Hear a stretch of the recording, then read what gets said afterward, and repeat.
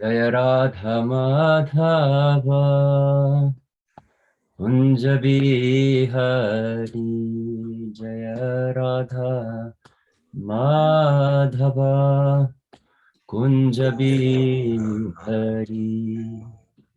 Gopi Jana Vallabha Girivardhari Gopi Jana Vallabha Girivardhari Yashodanandana Braja Janaranjana Yashodanandana Braja Janaranjana Jamunatira Vanachari Jamunatira Vanachari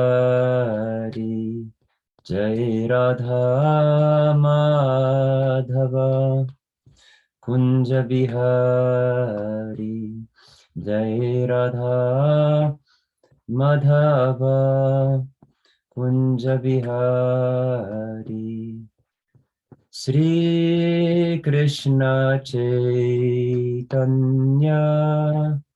Prabhu Nityananda Shri Advaita Gadadhar Shri Vasadi Gaur Bhakta Vrinda Hare Krishna Hare Krishna Krishna Krishna Hare Hare Hare Rama Hare Rama Rama Rama Hare Hare Hare Krishna Hare Krishna Krishna Krishna Hare Hare Hare Rama Hare Rama Rama Rama Hare Hare Jai Sripad Paramahamsa Parivrajacharya Ashtottaratada Srimad His Divine Grace A.C. Bhaktivedanta Swami Srila Prabhupada Ki Jai Anantakoti Vaishnava Branda Ki Jai Grantara Srimad Bhagavatam Ki Jai Shri Brihan Mridanga Ki Jai Yugadharma Shri Harinam Sankirtan Yagya Ki Jai Samaveta Bhakta Vrinda Ki Jai Nitai Gaur Premanandi Hari Hari Bol Hare Krishna. Good morning, Vaishnav Sangha. Nice to be with everyone this morning. So I was a few minutes late, just was heading back from the temple. And today we are reading from third canto Srimad Bhagavatam, chapter 2, text 9.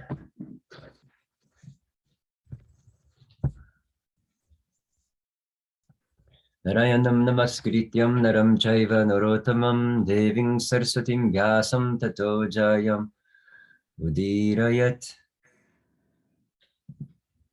Krishna swadamapagate dharma jnana nibishaha kalona sadrishamesha puranarko dunoditaha.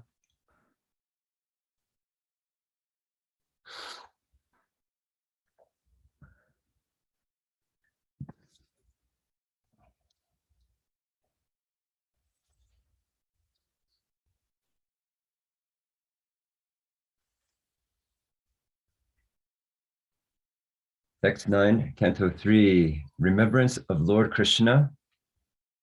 Yeah, Canto 3, Chapter 2, Remembrance of Lord Krishna. Text 9.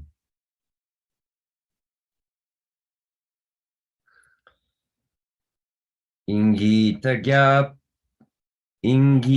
gya puru praudha. Gita gya puru praudha. Ekaramas cha satvataha. Ekaramas cha satvataha.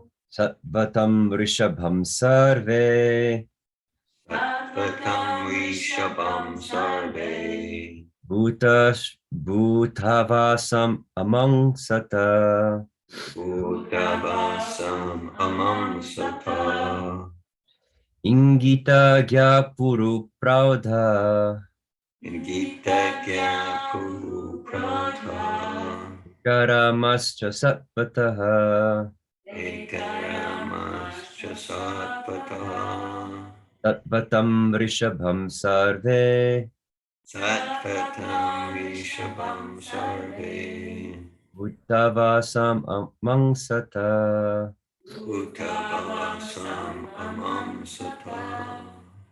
Ingita gya puru praudha. Ingita kya puru pradha. Ekaramascha satvataha. Ekaramascha sattvatāः. Tatvatam rishabham sarve. Sattvatam rishabham sarve. Bhutavasam amang sata. Uttavasam amam sata. Gita puru praudha. Ingita gya puru praudha. Ekaramascha sattvatam. Sattvatam rishabham sarve. Tam rishabham sarve. Uttavasam amam sata. Bhutavasam amang sata. In Gita Puru Praudha. Ekaramascha Sattvata. Sattvatam Rishabham Sarve. Bhutavasam Amam Sata. In Gita Gya Puru Pauda. Gita Puru Praudha. Ekaramascha Sadvataham. Ekaramascha Sattvata. Sadvatam Rishabham Salve. Sattvatam Rishabham Sarve. Uttavasam Mamam Sata. Uttavasam Amam Sata. Ingita Ganpura Proda Gita Puru Praudha. Ekaramascha Satvata Ekaramascha Sattvatāः. Sattvatam Rishambam Sarve Sattvatam Rishabham Sarve. Bhutavamsa Amam Sata Uttavasam Amam Sata.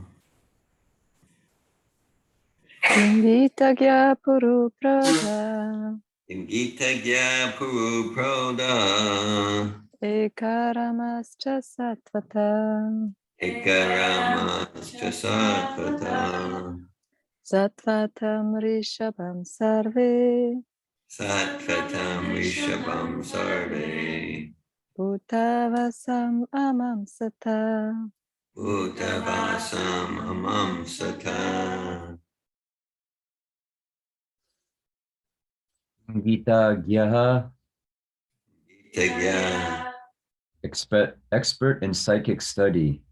expert in psychic study. Guru praudha. Guru Praudha. Highly experienced. Highly experienced. Eka. Eka. One. Aramaha. Aramaha. Relaxation. Relaxation. Cha. Also. Tatvataha.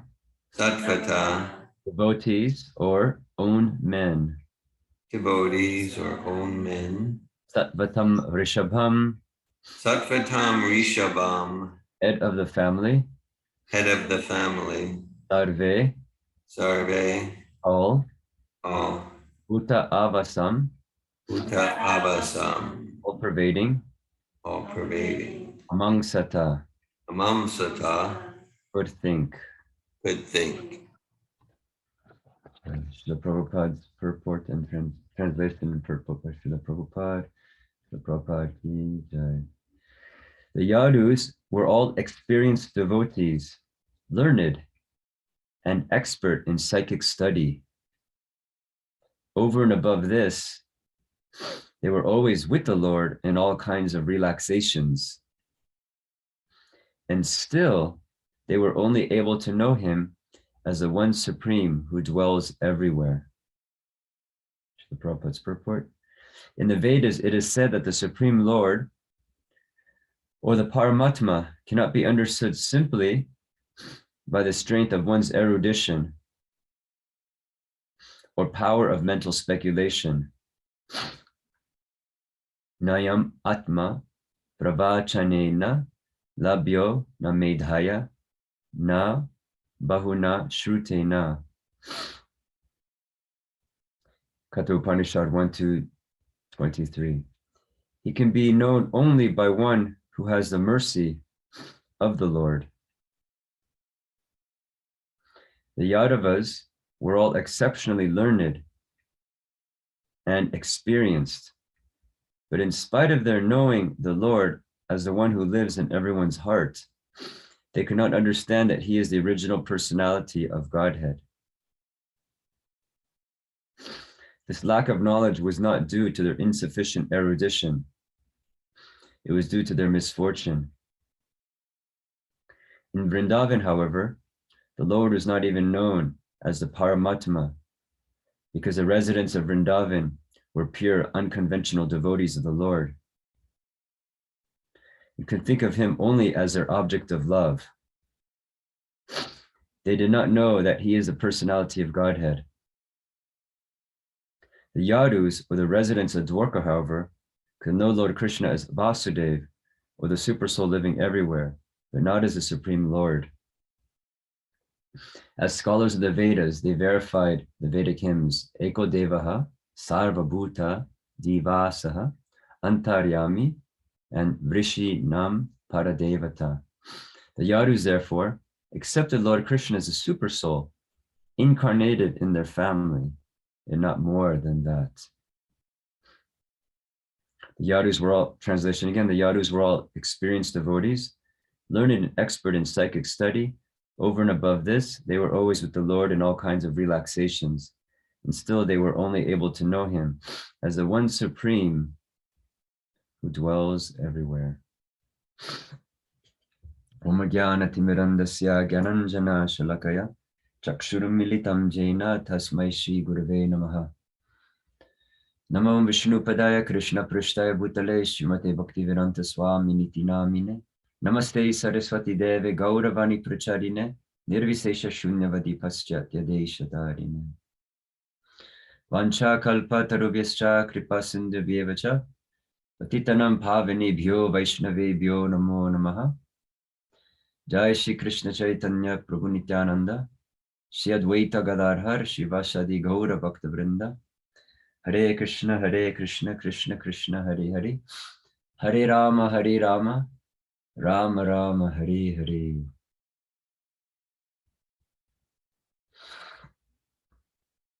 Hare Krishna. So nice to be with everyone this morning. Hope everyone is well and grateful to be of some service and with your blessings and encouragement. We'll share some reflections on this beautiful verse of the Srimad Bhagavatam. I was speaking with my friend Bhagopal Prabhu last night on this verse, and we're so fortunate. We were reading along with this verse, the commentary by Vishwanath Chakravarti Thakur, and we're so fortunate because as we were going over his commentary, they're very, very intricate. Many of them quite esoteric, and the purports of Srila Prabhupada, it's really amazing how he made these commentaries from these acharyas, particularly Vishwanath Chakravarti Thakur and others as well, and presented in such a way for us to be able to comprehend. And even we were reading this purport and we were reflecting on, if anyone ever says, oh, I need to read something a little bit more esoteric and deeper, I would invite whoever says such a thing Meaning if someone says, yeah, I've read Srimad Bhagavatam, I've read Prabhupada's books, but now I'm ready for something juicier. I would invite that person to unpack this one little purport from the Srimad Bhagavatam. It is incredibly rich and in-depth purport, and one can spend literally days and days just cross-referencing the scriptures just from this one purport regarding understanding of Paramatma in relationship to yogis and Paramatma in relationship to bhaktas. That in itself can be a whole book practically, which actually in the Chaitanya Charitamrita, there's a whole chapter called the Atma Rama verses, and it actually elaborates on these principles. So anyways, we were just appreciating how rich and substantial just one verse in purport is. So what I'd like to do is I just wanted to go back and read through the earlier verses, because Uddhava is speaking, and it's very interesting because Uddhava himself is a Yadu, and he's speaking about how unfortunate the Yadus are, that they only see Krishna as a manifestation of the Supersoul. Uddhava was a very, very intimate associate of the Lord, so much so his realizations were such that he prayed, actually, you can just imagine this prayer. He's praying that, and I can't remember exactly the reference right now, but he's praying that if I could just be a blade of grass on the outskirts of Vrindavan, so that the intimate associates of Krishna, particularly the gopis, can walk on me, so that I can receive their dust. So this is the humility and authenticity and intimacy of Uddhava's relationship with Krishna. In fact, he's looks so similar to Krishna in the pastime where he's kind of the messenger with Radharani and the bumblebee. And Uddhava's, he's like in his yellow dhoti, his complexion is very similar to Krishna, very intimate associate of the Lord. We hear from the Bhagavatam. And his absorption is expressed in the earlier verses. But I just wanted to read just so that we have the context of his understanding of who the Yadus are, as he is one himself. So, yeah, we'll just go from text. So Vidura speaking with Uddhava. Okay, so going back to text 5, it was so observed by Vidura that Uddhava had all transcendental bodily changes due to total ecstasy, and he was trying to wipe away tears of separation from his eyes. Thus Vidura could understand that Uddhava had completely assimilated extensive love for the Lord. So actually, I'm just going to go back. It's just such a beautiful sequence of verses.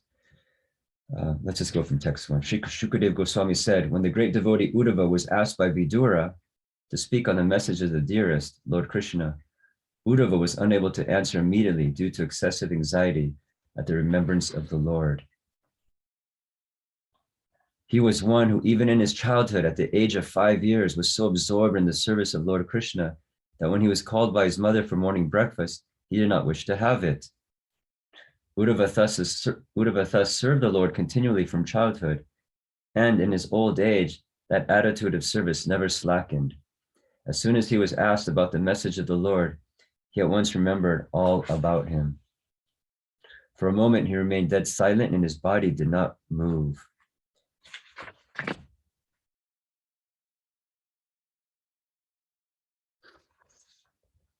He became absorbed in the nectar of remembering the Lord's lotus feet in devotional ecstasy, and he appeared to be going increasingly deeper into that ecstasy. It was so observed by Vidura that Uddhava had all transcendental bodily changes due to total ecstasy, and he was trying to wipe away tears of separation from his eyes. Thus Vidura could understand that Uddhava had completely assimilated extensive love for the Lord. The great devotee Uddhava soon came back from the abode of the Lord to the human plane, and wiping his eyes, he awakened his reminiscence of the past and spoke to Vidura in a pleasing mood. Sri Uddhava said, my dear Vidura, the sun of the world, Lord Krishna, has set, and our house has now been swallowed by the great snake of time. What can I say to you about our welfare? This universe with all its planets is most unfortunate, and even more unfortunate are the members of the Yadu dynasty because they could not identify Lord Hari as a personality of Godhead any more than the fish could identify the moon. And in today's verse again, the Yadus were all experienced devotees, learned and expert in psychic study. Over and above this, they were always with the Lord in all kinds of relaxations, and still they were only able to know him as the one supreme who dwells everywhere. So such a beautiful section of the Bhagavatam where we can really experience the beauty of Bhagavan realization. And we'll review that verse from the first canto, second chapter, about the three kinds of transcendentalists. Here we just can really hear the sweetness and intimacy of one who is on the platform of Bhagavan realization. And when one is on that platform, the bliss from Paramatma realization, Brahman realization, is compared to just like a little drop of water compared to like the whole ocean, as far as the bliss from Bhagavan realization. And Uddhava is just experiencing incredible ecstasy. And these are very elevated souls. Many times today, people can generate tears just to show off ecstasies. It's very popular kind of in spiritual circles sometimes to express some kind of ecstasy, but so much of it can be show bottle. And that word show bottle is related to how at restaurants sometimes they may have like a bottle of like a drink or a plate of food, but it's just made out of like rubber or some kind of plastic. Or they might have a drink that looks like it's filled, but there's no substance. It just looks kind of like the real thing, but it's just a show bottle. It doesn't have actually any substance to it. And these great personalities like Uddhava, or for example, we also have Shamananda Pandit, who actually entered into his spiritual body momentarily, and that's how he received the nupar, the mark from the anklet of Radharani. We also hear of Pundarik Vidyanidhi, who was externally dressed as a very opulent sense gratifier, silk turban, spittoon, fancy bed. But similar, like Uddhava was asked from Vidura about Krishna, and then right away, Uddhava, he's experiencing this separation, this ecstasy of separation, which we call vipralamba. And so that vipralamba is propelling Uddhava into this incredible state of ecstasy, so much to the point that he's actually in the spiritual realm. And for a moment, he's actually like not even present with Vidura, seemingly.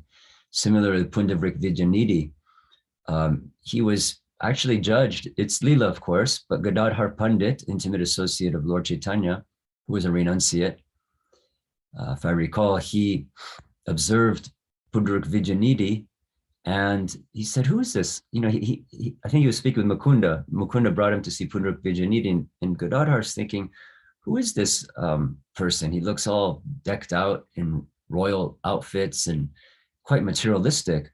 And he had kind of a judgment in his mind about Pundarik Vidyanidhi. So then Mukunda began to recite a verse from the third canto about the glories of how glorious the mercy is of the Lord, as we hear here, as we hear in this today's verse. He can be known only by one who has the mercy of the Lord. Nayam Atma Pravachena Labhyo. So Mukunda wanted to show this person, Pundarik Vidyanidhi, actually has the mercy of the Lord. And he quoted this verse, which expresses Krishna's mercy upon Putana, the she-demon, and how merciful the Lord is that he bestowed such mercy to Putana by drinking her breast milk. And even though Putana came with the intention to kill Krishna with the poison that on her breast, Krishna sucked out her life hair and then gave her a position in the spiritual world as one of his intimate associates, I believe is like a nurse or mother. And she attained that kind of Vatsalya ras. So how merciful the Lord is. And just by hearing that verse, we read it and we're like, wow, that's so special. Pundarik Vijayanidhi heard that verse and he went into such ecstasy that it's described that, numerous men couldn't hold him down. He just started to like thrash on the ground and just kind of almost like went crazy. Just from hearing this verse of how merciful the Lord is towards Putana, it just propelled him into this uncontrollable ecstasy. And so similarly here, just hearing Vidura ask about the Lord, Uddhava just went into this incredible trance. So these personalities, they are not interested in being show bottle. And we see even in our charyas, they would actually not loosely advertise these ecstasy. In fact, Daruka, one of the Lord's intimate associates, he was fanning the Lord and he was actually going into ecstasy and he was cursing the tears because it was interfering with his service.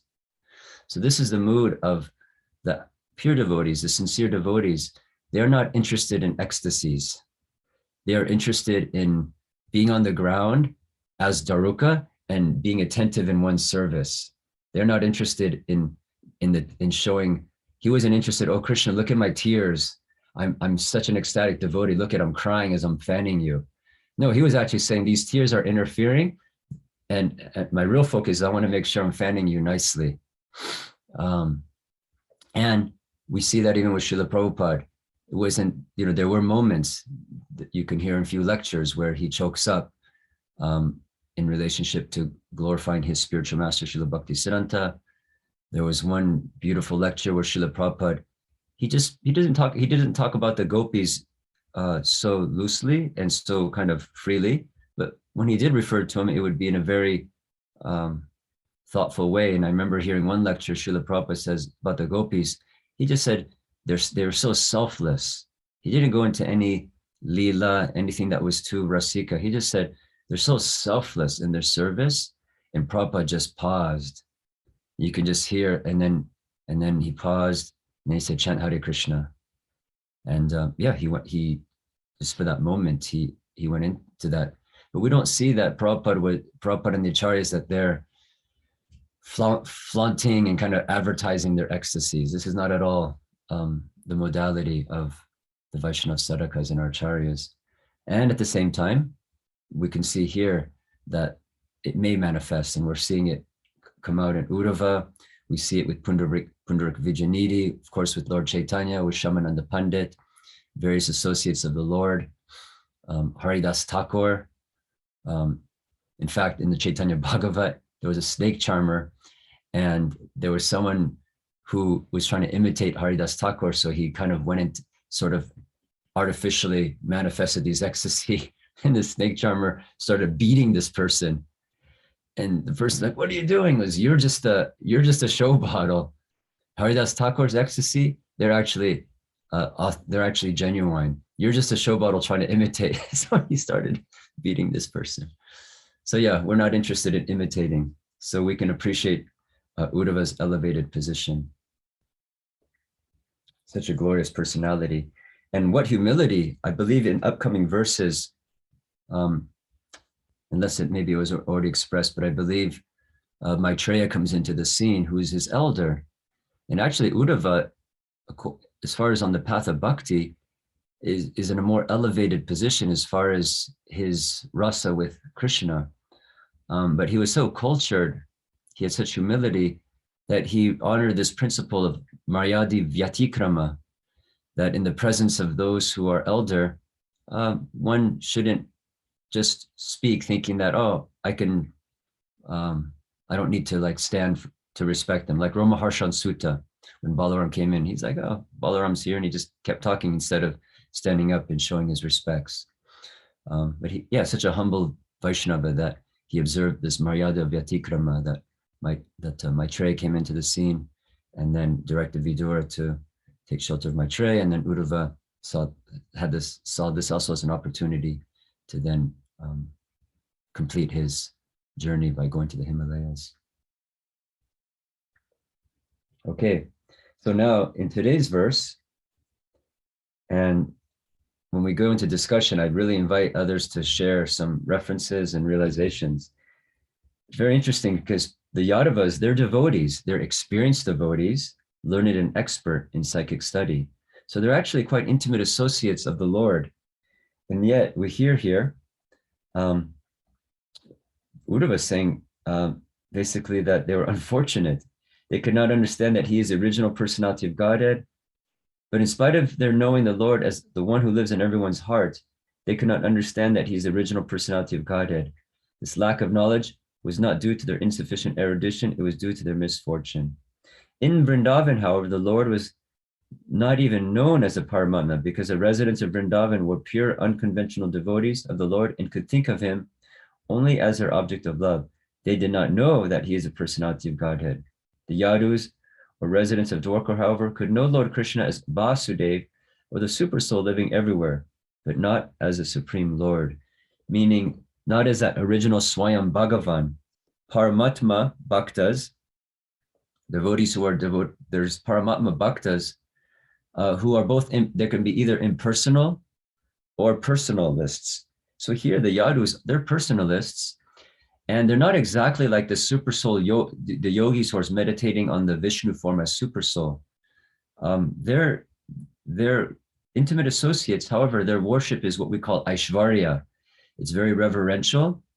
And the Vasudev feature is an expansion of Krishna.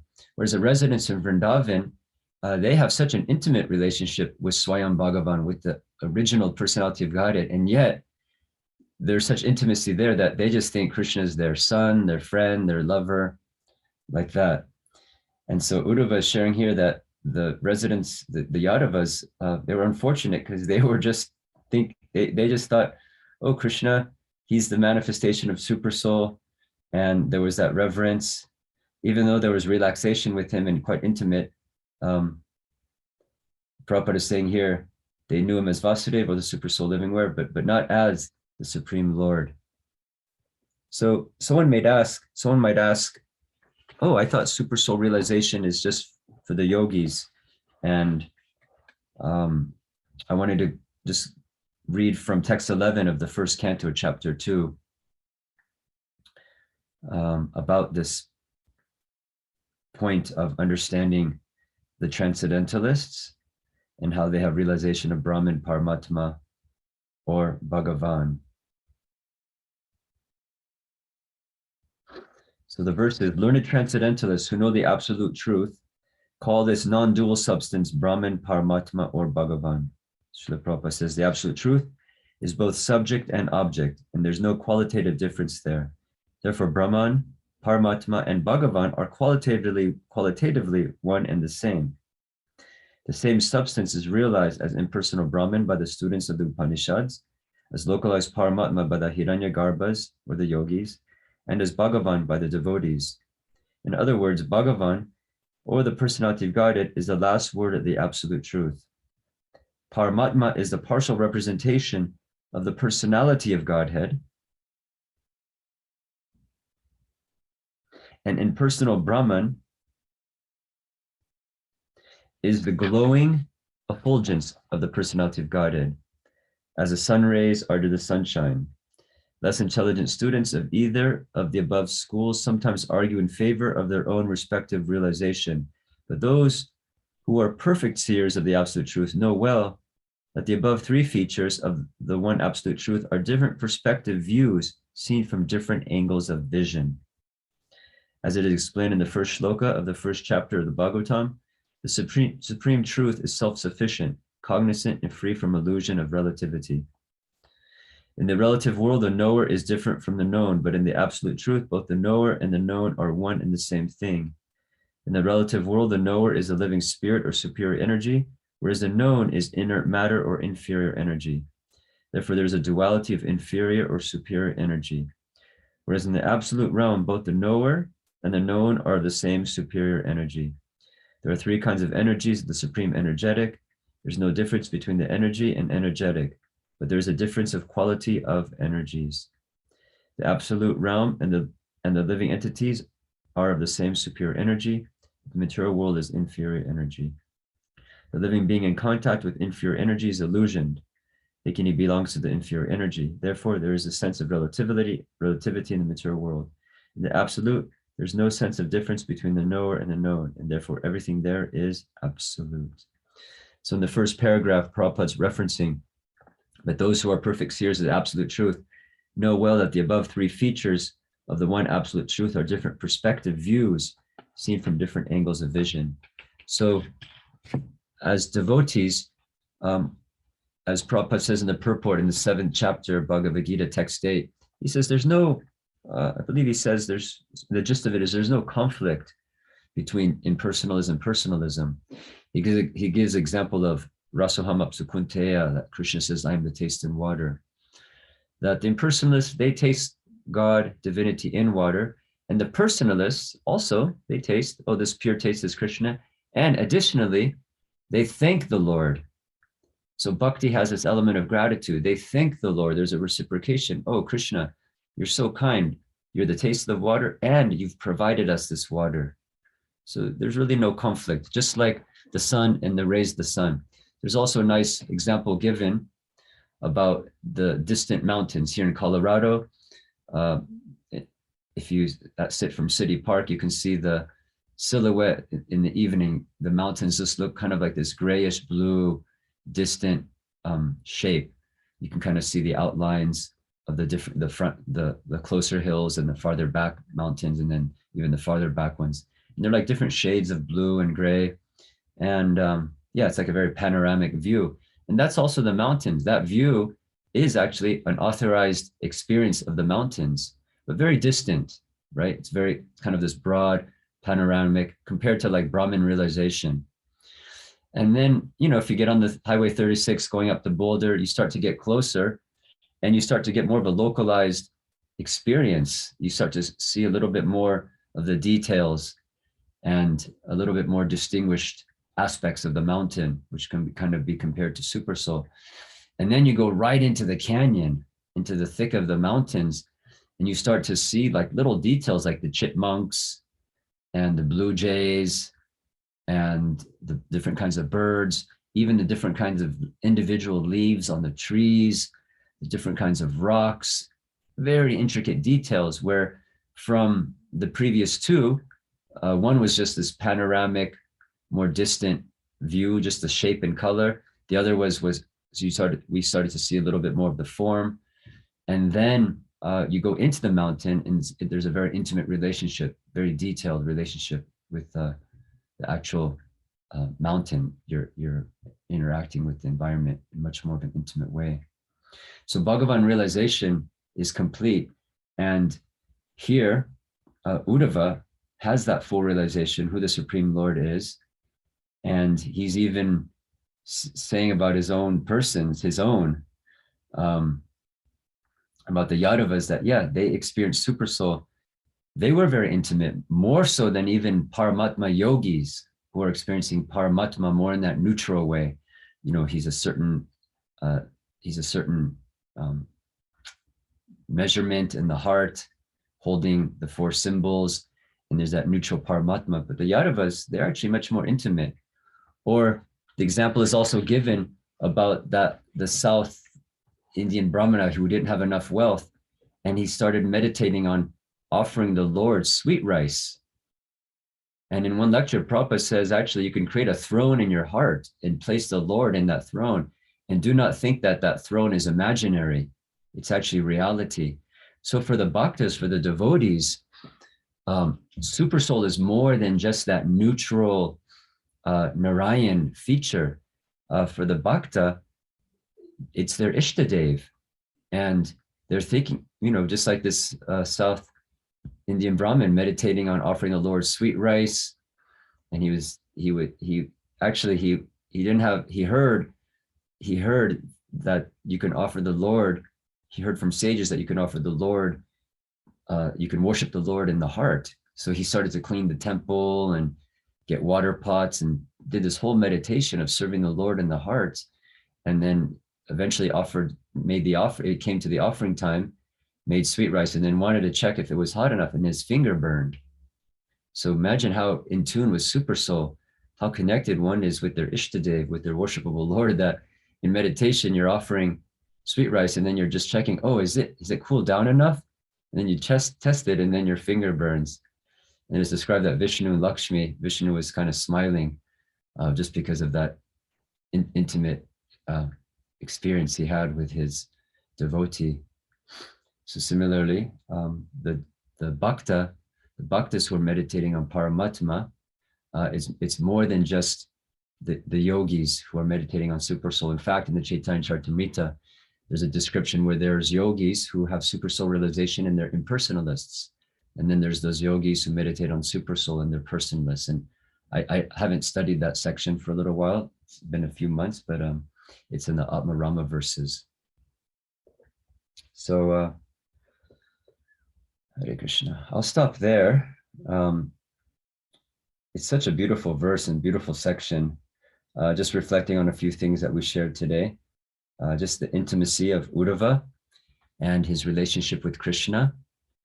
And he's expressing what we call Vipralamba Bhav. There's Vipralamba, and then there's union. I don't remember the term right now.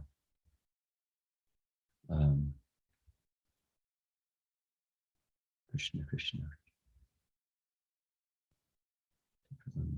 Anyhow, there's union with the Lord and there's Vipralamba, separation. And we're seeing here in these verses the example of Uddhava experiencing transcendental ecstasy on the platform of Vipralamba. And Srila Prabhupada would glorify this. He said, our Goswamis, they did not say, oh, I was kissing Krishna, I was talking with Krishna, I was having intimate rendezvous with Krishna. No, they are saying, where is Krishna? Hey Krishna Brajadevi ke Chalalite, where is Krishna? And Prabhupada would actually encourage, this is our mood, where is Krishna? So Srila Prabhupada is inviting practitioners of bhakti. He's saying, this is where we want to go. Not that we artificially go there and be a show bottle. We don't want to be a show bottle and then, get beaten for being a show bottle. We want to be the real thing. So we first study the process of self-realization as given in Bhagavad Gita. We start going through the Srimad Bhagavatam, but even here in the third canto, we're seeing a description of a great personality, Uddhava, an incredible intimate associate of the Lord, who is experiencing this Vipralamba Bhav and going into this ecstasy. So as we're reading it, at least I know, as I'm reading it, I'm not entering into the spiritual world like Uddhava. At the same time, with my hands folded, I'm just so grateful that we have this opportunity on this path of bhakti to even read about such a personality as Uddhava, and to be able to hear Srila Prabhupada welcoming us, saying the footsteps that we want to follow are in the mood of the six Goswamis or in the mood of Uddhava. Where is Krishna, right? In the mood of separation. So we don't want to imitate, but at least I experienced for myself that, wow, what an opportunity to be able to express such respect and appreciation and reverence for these incredible personalities. So yes, Uddhava as a wonderful associate of the Lord, and we'll hear more about him and his utmost humility. He wasn't thinking, okay, I'm going to be an intimate gopi or even a gopa. And he was thinking, I just want to be this little blade of grass, right? I just want to be this humble little blade of grass. And this is very much in line with Lord Chaitanya's mood of praying in front of Lord Jagannath, Gopi Bhartu Padakamalaya or Das Das Anudas. Just if anything, I just want to be a servant of the servant of the servant. And when you visualize servant of the servant of the servant unlimitedly, then a blade of grass is kind of the epitome of that meditation, right? A servant of the servant of the servant, and then a little blade of grass. So then I can just be there for the intimate associates of Krishna to put their foot dust on me. This is the mode of Uddhava. And then also his humility of, in the presence of Maitreya, honoring this principle of Maryada Vyatikrama, that he said, oh, Maitreya, you're my senior, you please speak, like that. And then we hear of him, Srila Prabhupada elaborating the purport about the understanding of Supersoul. And what I got from this is that these bhaktas, these yadus who are devotees, they're experienced devotees, learned, expert in psychic study, and they were also with the Lord in all kinds of relaxation. And yet Uddhava is saying it is their misfortune, how unfortunate that they just see him as Vasudeva, the Supersoul living everywhere. That's actually pretty advanced. But here's Uddhava saying, oh, they're not so fortunate, because more fortunate are the residents of Vrindavan, as Prabhupada beautifully expresses here, pure unconventional devotees of the Lord, and could think of him only as their object of love. So as aspiring, practicing devotees, we don't artificially imitate, we don't artificially jump over, how is it called sometimes? Spiritual bypassing. We don't think, all right, I'm gonna like, today in my japa, I'm gonna like swoon into remembrance of Krishna and separation and forget about like taking care of my kids because I'm in ecstasy, or forget about doing my service at the temple because I'm in ecstasy. No, we want to stay very responsible, just like Daruka, another intimate associate. When we're fanning the Lord, we want to be very attentive, very conscious of how we're doing that service on all platforms. And not try to imitate these devotees. Because in fact, even when these devotees, at times when ecstasies came, they cursed those ecstasies because it interfered with their practical service. So we want to follow in their footsteps. And at the same time, we can express great appreciation that Srila Prabhupada, in a purport like today, is inviting us to be an aspirant of appreciating the residents in Vrindavan, and even meditating on how we have an opportunity to follow in the footsteps of these great intimate personalities. Right here in 3rd canto, we're hearing about Uddhava, and of course in the 10th canto, we hear about Krishna's intimate associates. So along with staying chaste and sober and grave in the process of self-realization, especially as given in Bhagavad Gita, we also have an opportunity to appreciate where this practice will take us. However, if we're reading Bhagavad Gita regularly, at least I know for myself, I'm quite humbled. I'll just hear a verse, let's say like 12th chapter verses, 12th chapter text 13 to text 19 about one who is dear to Krishna. And after reading those verses, I think, well, I still think I need to just learn one of those, a basic thread of verses from the 12th chapter of Bhagavad Gita, or in the 16th chapter of Bhagavad Gita, Krishna gives a list of the divine qualities. And after reading those, I feel, all right, let me just learn forbearance or kindness to all living entities. Or chapter 17, austerities of speech, words that are not agitating, beneficial, kind to others, in line with Vedic, with the Shastric conclusions. We can even just take 1, 2, 3 verses from Bhagavad Gita and be quite humbled. Like, okay, let me go back to beginner's mind. Let me just learn one of those verses and not jump the gun, not think that I'm going to be like Uddhava or the gopis or Pundarak Vijayanidhi overnight. And then side by side, as we're reading through Srimad Bhagavatam, reading Krishna book, with hands held above our heads saying, wow, what an opportunity that we've been given to hear about these great personalities and know that we're entering into a path that is giving such an opportunity to have such an intimate experience in relationship with the Lord and his associates. Om Tat Sat, Hare Krishna. So I know we go till about your 7:30, or I'm sorry, it would be my 7:30, your 9:30. So I would like to stop here, and especially I'm in the presence of my respected elders, dear Govinda Prabhu, Malini Prabhu, and like uncles and aunts, or big sister and big brother, they're encouraging me to share a little bit.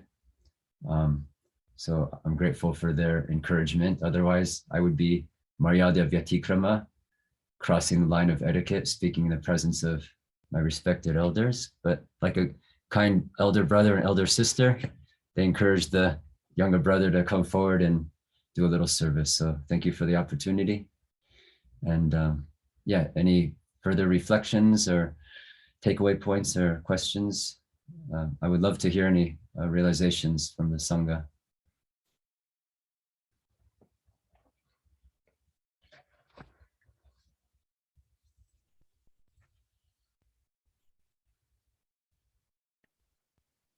Yajnadra is raising his hand.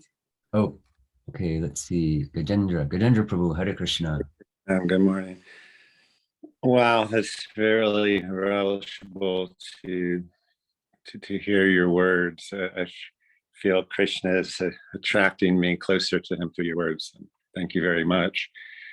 I pick on little things sometimes, and the mention of the story, the pastime of the Brahman's finger being burned and his deep meditation on his service.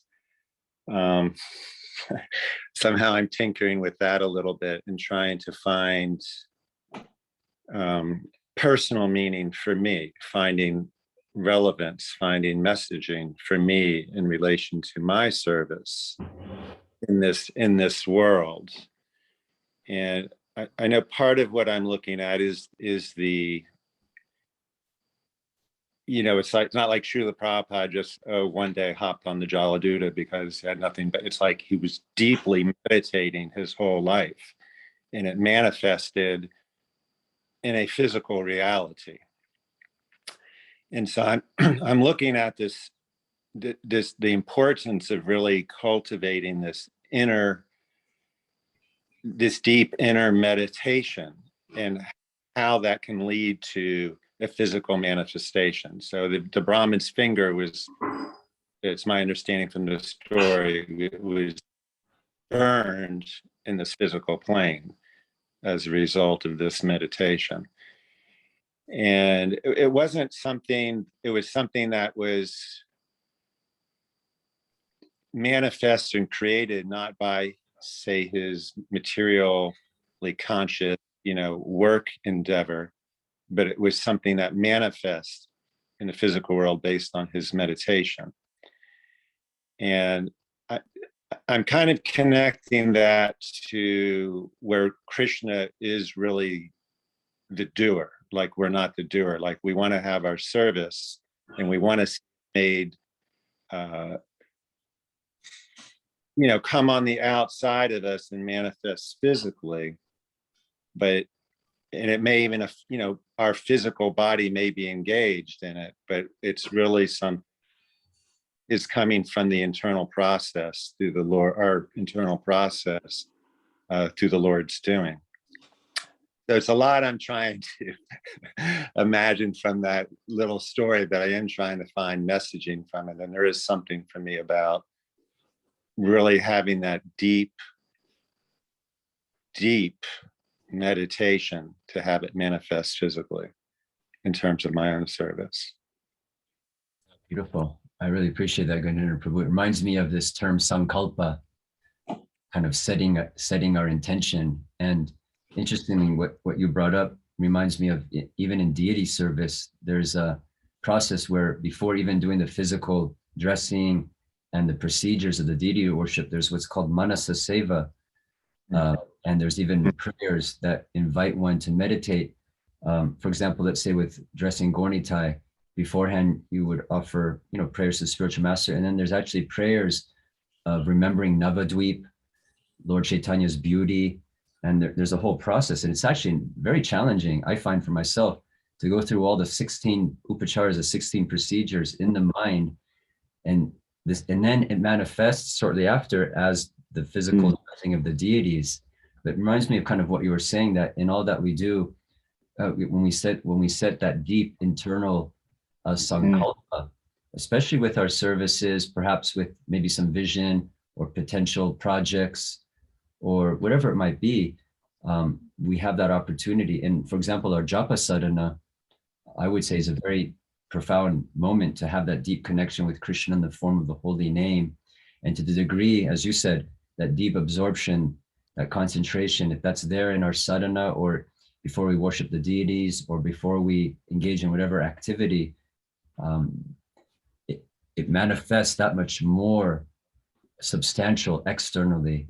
And you're referencing that example about the boiling the milk. I mean, imagine that, just you're meditating so profoundly on like offering sweet rice to the point where the finger gets burned. Wow, that's a manifestation of very deep meditation.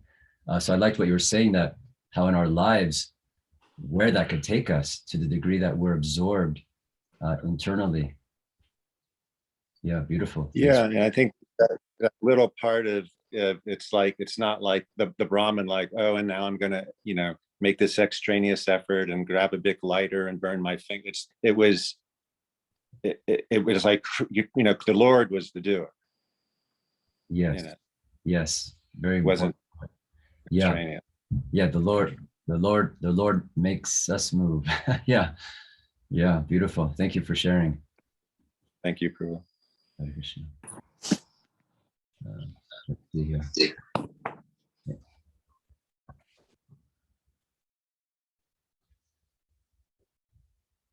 Some others that would like to share.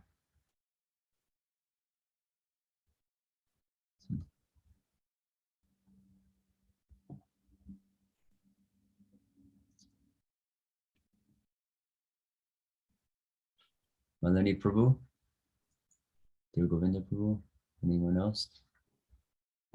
Any takeaways? Hare Krishna, Tusta Krsna Prabhu. I appreciate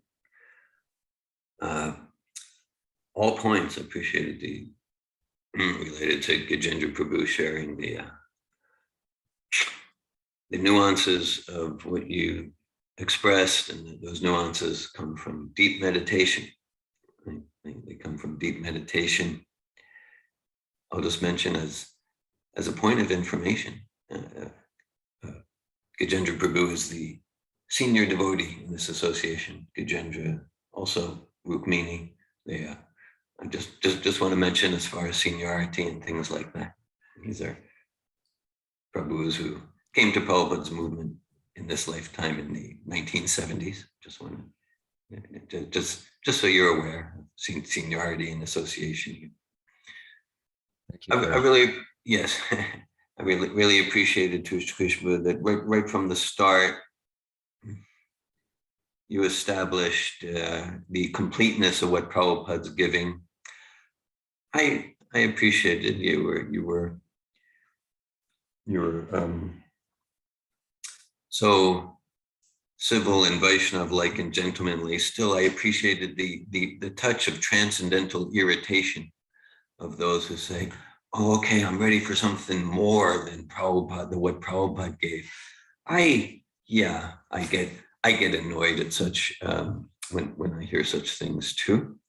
So I appreciate, and just this purport, this purport is so subtle and nuanced, yet empowered in its simplicity, and that's what the current Linkacharya means. I mean, like, we understand Srila Vishwanath Chakravarti Thakur, we understand Srila Jiva Goswami's Sandarbhas, we understand Narahari Sarkar, and we understand Vyasadeva through our current. Srila Prabhupada is empowered to give us just perfect for us. Of course, it might be our service to read some other books, but there's nothing necessary outside of what Prabhupada gave. So I appreciated right from the beginning your emphasis there, and I much appreciated how, on the foundation of what Prabhupada gives here in the purport, how you open the door to like, because we can think of, like, there's different realizations of the absolute, Bhagavan, Paramatma, and Super Soul, and you emphasize, as Prabhupada emphasizes in Bhagavad Gita, said there's no conflict between the personalist and the impersonalist. In the Rasoham Apsukonte verse, there's another place in Bhagavad Gita. Prabhupada says there's the personalist, and there's the impersonalist, and then there's the devotee. And I find that very sublime, because what I understand, something I understand he's saying is like, he's saying the actual devotee is not in any camp. It's not in any philosophical camp. The actual devotee is appreciating all aspects of the Supreme in their interrelation with each other. And so, yeah, and I appreciate how you open the door to different realizations of the Paramatma aspect, different realizations. And like I say, yeah, there could be an entire year of classes on that, and it really opens the door to something. Yeah, because we think of the Paramatma realization, like Vishnu with the four arms and the different symbols. Okay, and that's true. At the same time, Yam Shama Sundaram Achintya Gunasrupam Govindam Pusham Tamam Bhajami. That the pure devotees with eyes tinged with the salve of love, seeing their heart of hearts. The supers, seeing the heart of hearts, Krishna in his threefold bending, his graceful threefold bending form of Shama Sundar, and for the devotees, that's the super soul realization. So yeah, so I much appreciate the deep meditative, subtle state of consciousness you're bringing to Srimad Bhagavatam. Hare Krishna. Appreciated the phrase, the nuance and subtleties. Yeah, I experienced that in reading this purport. Bala Prabhu and I last night, we were just reading it together, and just, wow, there's a lot of the nuance and subtleties of this purport are, yeah, very dynamic. So yeah, I like that, subtleties and nuances. Yeah. Thank you, Prabhu. Yeah, but you mentioned about the Vipralambra. I'm thinking the union might be something like Sayogya or something like that. Okay. So, yeah. Something with yoga in it. Yeah. Yeah, and I find it quite inspiring when Prabhupada, when he refers to the six Goswamis, he's really welcoming the practitioners of bhakti. He says, we are not interested in, oh, I was with Krishna last night, holding his hand. Our mood is, where is Krishna? Where is Krishna? Wow, Prabhupada's inviting, yes, Vipralamba Bhav, that's where. And yeah, again, not that, okay, I'm going to be like the six Goswamis today. No, but this is where Prabhupada's showing us where the devotee does go as they continue to practice. Yeah, because yeah, it's interesting because many people, there's this thing of, oh, the deity spoke to me yesterday, or I want to tell you about my dream. I was like, Krishna was hugging me, and almost like in a way to kind of leverage some kind of like intimacy we might have with Krishna. And Prabhupada's actually saying, well, we're not very impressed with that. We're more impressed is, where is Krishna? So I just, yeah, that gesture of Srila Prabhupada I find to be very profound. Yeah. Thanks for that. I'm reminded of Prabhupada's phrase, work now, samadhi later. Oh, very nice. And I like that, you referenced Daruka. So like Daruka, of course, Confucius said, if you love what you do, you never have to work. So everything is pastime for the actual devotional mentality. But you mentioned Daruka. So Daruka he was interested and committed to do the hard work of focusing in on my service. So that's my aspiration, or at least something to aspire for. Like, let me commit more today than yesterday to work hard for Prabhupada's movement, and let that be my focus.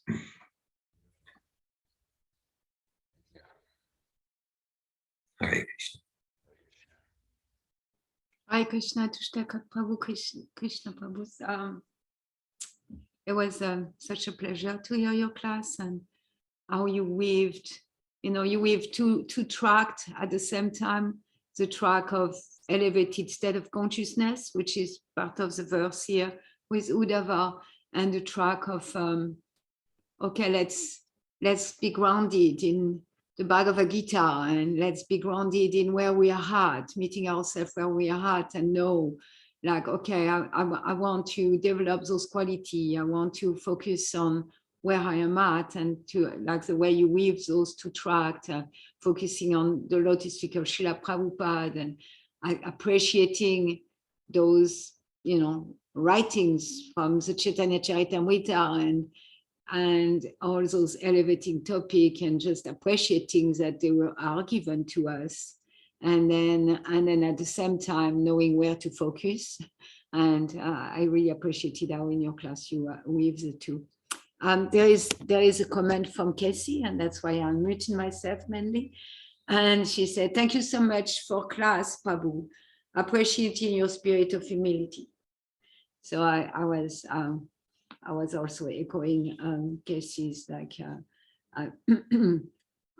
know, like from your realization, and you know, you're able to realize that there is no point of showing devotional ecstasies or showing anything in devotional life. In devotional life, it's about the opposite of like hiding as much as possible and allowing others to shine. Like it's really Srimati Radharani's mood, isn't it? That she thinks everybody else should serve Krishna, but not her, and she wants to move everybody forward. Yeah. Beautiful example. Yeah, there's a lecture where Prabhupada's, it's exactly what you said. He references Srimati Radharani's humility, and Prabhupada says, Srimati Radharani says to Krishna, "Oh Krishna, this devotee is doing some service for you. They're greater than I am." I mean, just as you're expressing, just imagine, wow, this is Srimati Radharani, the highest personality, the worshipful goddess, Srimati Radharani.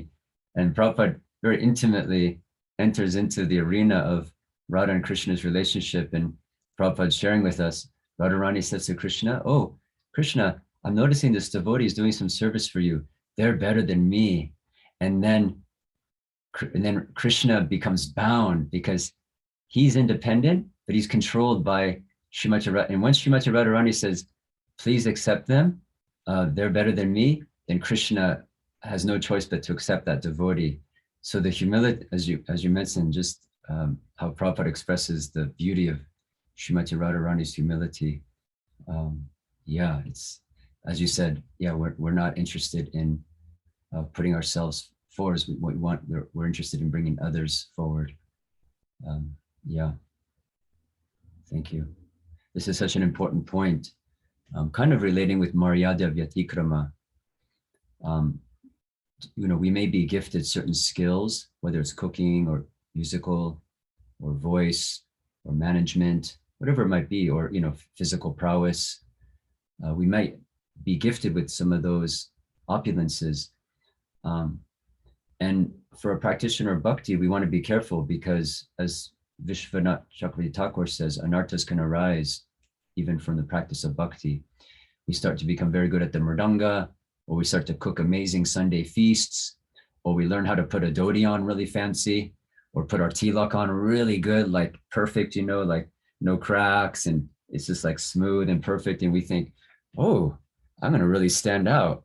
And look at my mridanga playing now. I can do triple time or whatever it is, or look at how good I'm managing, or look at this amazing project. And we want to be careful that, yeah, as we practice bhakti, yeah, musical skills, cooking skills, speaking skills, we learn shlokas, so many opulences can come. And we want to be careful that we're not watering the weeds. Anarthas arising from bhakti. Vishwanath Chakravarti Thakur cautions in the Madhura Kandambini. So yeah, maintaining the spirit of humility. And I just wanted to expand on this point of this humility aspect. Maryada Vyatikrama, it's not this kind of superficial hierarchy. It's culture. So it's not this like, okay, I'm junior and I'm just gonna like, and then these are my elders, and or oh, who cares who's elder and who's junior? It's all just one. It's true. We don't want to like, we don't want to leverage the hierarchy aspect for like this kind of superficial superiority, inferiority. But with Uddhava, Maitreya, and Vidura, and the Vaishnav, genuine Vaishnav Sangha, there's a certain beauty in this culture of etiquette, in this culture of showing respect. And for me, like just, you know, knowing that you and dear Govinda Prabhu and Rukmini Prabhu and Gajendra Prabhu, and then the other devotee, everyone here, an opportunity to be, oh, my respected elders, my respected peers, or maybe those who are younger or newer, to show my respects, to encourage. And so we hear in the fourth canto, how, we relate with the environment around us. We respect those who are senior to us. We make friends with our peers in a mutual camaraderie way. For those maybe who are junior, we're also friends in a spirit. We serve in the spirit of bringing them forward, or encouraging them, bringing them closer to Krishna, showing kripa, showing mercy and compassion. So again, this Maryadya Vyatikrama, it's not meant to bring about some kind of artificial hierarchy, leveraging some kind of superficial materialistic type hierarchy, but it's more of it's coming from within, an opportunity to experience culture and etiquette in a way that's based on love and trust and respect. And we see that in our Vaishnav line. We see that with the Acharyas and the six Goswamis, Narottam Das Thakur. We see the beauty of how they related with it. They were all a family. They were all a family under Lord Chaitanya, or we can see ourselves all a family under, Srila Prabhupada's shelter. And side by side, just the beauty of the culture of respect and how we interact. Anyways, just a little side note. Thanks for that, Prabhu. Oh, go on. I just wanted to say, Nandini has a raised hand. Yes. Yeah. Hare Krishna. Hare Krishna. Thank you for your class. It was very inspiring for me, and like many thoughts started to come up, and especially it felt so soothing to hear you speak about spiritual emotions in such a grounded way, such a humble way. And I wanted to ask whether maybe you could share a little more about, you mentioned the term Ishtadev. So I don't know so much about that term, other than that's our worshipable Lord. And recently I was in a discussion, and someone asked the question, so when you pray, like asked the group, when you pray, do you pray to Paramatma or do you pray to Krishna in Vrindavan? And so I have many questions around that. How relevant is it? We get to we get so many forms of God here. So Lord Jagannath, Lord Chaitanya, and Krishna, and Nrsimhadev, and Varaha, so many forms. So what is it about this Ishtadev, and how relevant is it for us in our prayer and meditation? Maybe you could share a little more about that. Yeah. Before I share with my own personal experience, I think of our acharyas, for example, like Gopal Bhatta Goswami, who received Shalagram Shilas. He would put him back in the river, not thinking himself worthy. They bounced back out. He threw him back in. And then one of the Shilas he received. He then accepted the worship of the Shilas, and then he received some ornaments, some shringar, some jewels, and he was meditating. I worship these Shilas. It would be so, wonderful to be able to use these in service for Krishna in a Murti form. And then from one of the Shilas, the Radharaman deity manifested.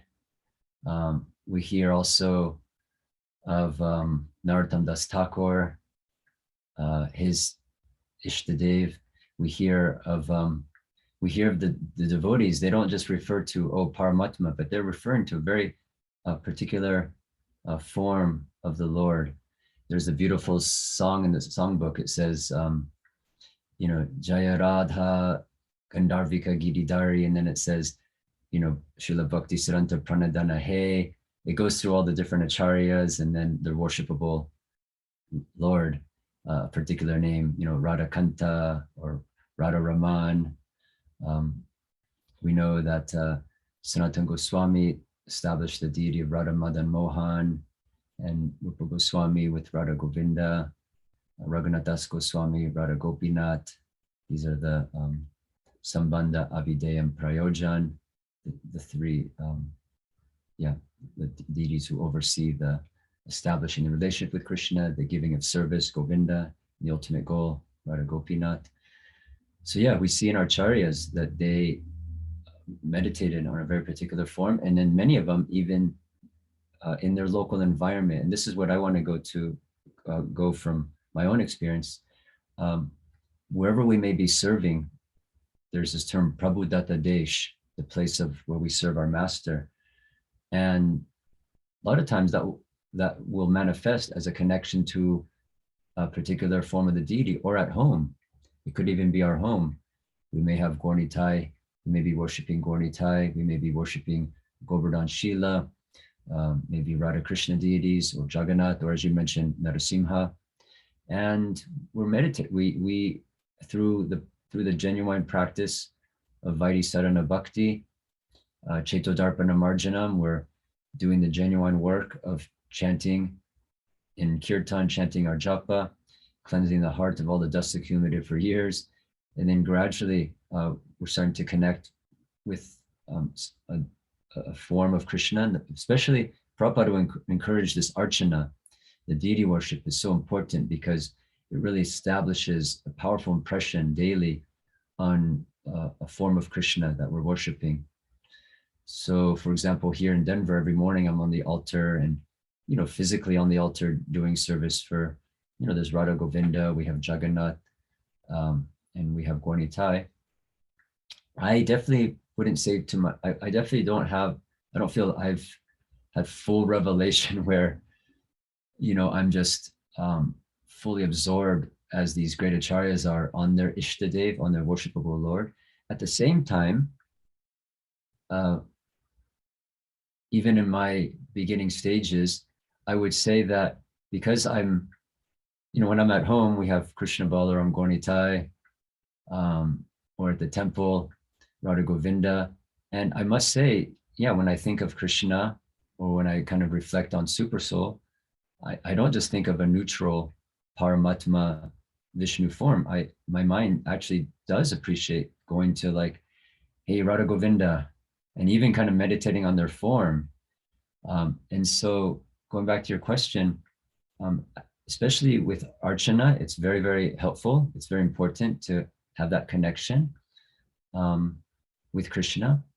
The advanced devotees like Haridas Thakur, they're experiencing Krishna fully in the form of the holy name, Nam Rupa Guna Lila. They see that just Krishna's holy name fully manifests completely. And so they may not be doing deity worship. They're just chanting Krishna Nam, but having full revelation of Krishna's presence in their heart. That is also completely bona fide. Meditating on, Krishna's name in the heart. There's no difference, right? Namachintamani Krishna's Chaitanya Rasa Vigraha, Purna Shuddha Nitya Mukta Binatam Namanamina. So even just meditating on Krishna's name. So I would encourage not so much forcefully or intellectually trying to figure out who is my Ishtadev. I would encourage really focusing in on our japa sadhana, as Prabhupada mentioned, of all the regulative principles, the chanting of 16 rounds. I would focus on that. And then along with that, connecting with the deity worship process. And then gradually what will happen is throughout the day, you start to think of Gaurnitai or Radha Govinda or Jagannath or Gopal.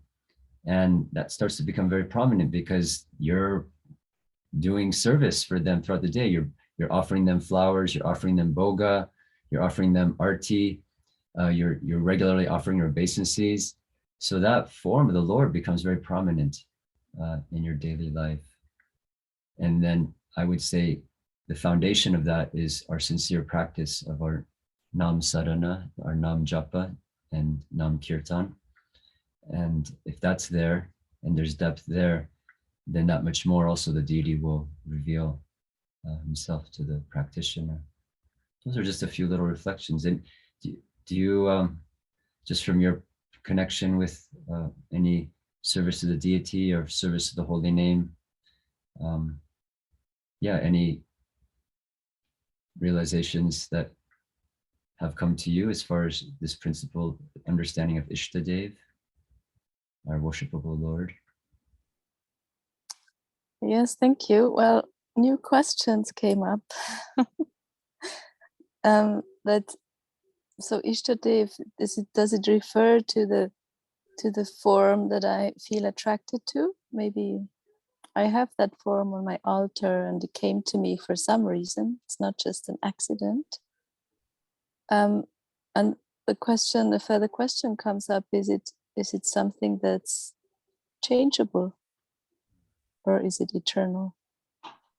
Yeah, these are good questions. I don't feel so qualified to I would probably want to discuss a little bit more with devotees and references, because I've heard some things like it's not a forced revelation. Like, okay, here I'm in Denver, so my Ishtadev is Radha Govinda. We also hear of great personalities who Krishna reveals himself to the devotee, just like with Gopal Bhatta Goswami. It wasn't that, okay, I live here and there's Radha Raman, so that'll be my Ishtadev. The Shalagram Srila revealed this form of Radha Raman to Gopal Bhatta Goswami. So it's not just an external arrangement. Okay, I moved to Denver, so now my Ishtadev is Radha Govinda. Or I moved to Chicago, so now my Ishtadev is Kishore Kishori. Or I moved to Dallas, so Radha Kalachandji. Or I moved to Hawaii, so now my Ishtadev is Panchatattva. That's a little bit more just external. We move somewhere and then Ishtadev. But I would say wherever we are serving, that even though if it's not on you, I would say maybe on these more, these acharyas who their maturation is at a level that's beyond my understanding. But there is this, where one starts to commit themselves in service, their Prabhupada, their place of commitment and service, then I would say, it's very natural almost. It's a very natural revelation that, I've been serving here for several years, 2 years, 5 years, 10 years, 20 years, and I feel a deep connection, or I'm at home and I've been serving my deities for so many years. And it's very natural that the mind goes towards that. The point that you're bringing up, as far as eternality, revelation, just in this moment, I don't feel so, maybe not the word qualified, I just don't feel so clear to be able to unpack that further. But I would be inspired to hear more about this topic and study it and share more together if that opportunity comes. Thank you. Your response is very helpful for me. Like what I take from it is that for me, like right now, it's like I'm very far from realizing something, except that I just get more understanding how the relationship with God is very personal. Like it's different for everyone here, and that's I'm satisfied with that as a response. Thank you. Yeah, I really like that. It's our relationship with the Lord is very personal, and to allow oneself to have that opportunity to experience that very personal relationship with the Lord. Beautiful. Thank you. Hare Krishna. It's 7:28. I know the ending time is 9:30, 9:28 for you. So we can have a closing comment from Bhakta Nico. I see Nico had his hands raised. Oh, okay. Wow, nice to see you, Nico. I've spoken to Nico. And Hare Krishna. Hare Krishna. Nice to see you. Yeah, I'll be pretty quick share. I'm just really appreciating this opportunity to sit with elder devotees who have really dedicated themselves to Srila Prabhupada's movement and to this path of bhakti yoga. And I'm reflecting a little bit on like culture, like this beautiful culture that like we've been gifted by Srila Prabhupada. And like yesterday, for example, I was listening to the Bhagavatam class by Anandini, and I was traveling, so I was in the airport, and I was just like comparing like the lifestyle I've been living like with Dear Govinda in a really more sattvic atmosphere with this like airport scene where everyone's just running and like eating, and you know, it's just like utter chaos. And then anyways, so I got on the plane, and I was thankfully like doing some reading. And actually before I took off, I told my stepdad, I said, wow, it's like a really beautiful day. It's a great day to fly. Like it's a beautiful out, not a cloud in the sky. And about so I was like on the ride over, I was reading a little bit Gita, doing some chanting, and like 15 minutes, like 20 minutes as we're doing our descent, we hit this crazy storm. And it's literally just like I was just like reflecting like, wow, like, you know, we think we have this big plane, like 150 people can fit in the plane, but like just the wind and like earth and like the power of nature is just like so much better. And yeah, we're like approaching the ground, like we're like 30 feet away, and like, you know, we're still like being tossed around. And and like I was having some more sincere japa at this point, like whereas I had a picture of Prabhupada and like, okay, like, all right, like this could actually like this could be it. And it was to the point where when we were about to land, the pilot hit the gas again to go back up. Like he wasn't comfortable landing. So we had another like 30 minutes, like circling back around in the storm and then attempting to land again. And I was thinking, okay, I'm sure no one in here is atheist right now. Like people are like starting to pray. And then, yeah, looking at my own, like, I'm so grateful to be introduced to like how a Vaishnava prays, and like how it's really like in the mood of Chaitanya, where it's like, all I want is your causeless devotional service. And like in the past, like I for sure would have been like, oh, I want to be alive. Like I want to go to something tomorrow or something. But yeah, I don't know. I was just really reflecting on like how far I am from like that really sincere pure, that like, okay, I'm yours, and like, okay, I'm not in control, like do what you want. But one thing I was grateful for was that I showed up for Bhagavatam class right before that. So I'm hoping to continue to receive. The other thought is like mercy. Like the only reason why I'm here today is the mercy of Srila Prabhupada, and like continue for that, like opening my cup, like, you know, like really like being honest of how like in poverty I am, like spiritually. And yeah, just like embodying this like prayer, like please like give me mercy. And then yeah, last thing is just like like the class was so beautifully like ornamented and constructed, where we were talking about very like things that I can't imagine, of ecstasies or etc. And then equally like this importance of humility. And I'm really feeling inspired to read the Bhagavad Gita. So thank you so much. Hare Krishna.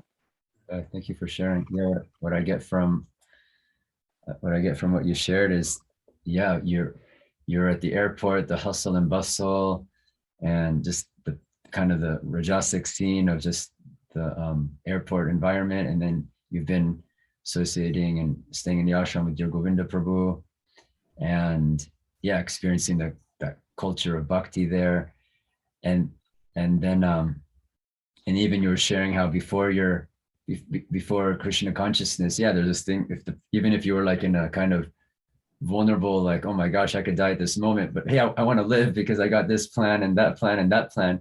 And then now to be able to enter into a moment of, you know, like you said, you even like brought this, you know, meditate on this picture of Prabhupada, and just kind of going into that mood of, you know, prayer, and much like Queen Kunti, right? She, like, wow, I'm not right now concerned about all these other plans. My Lord, I just want to surrender.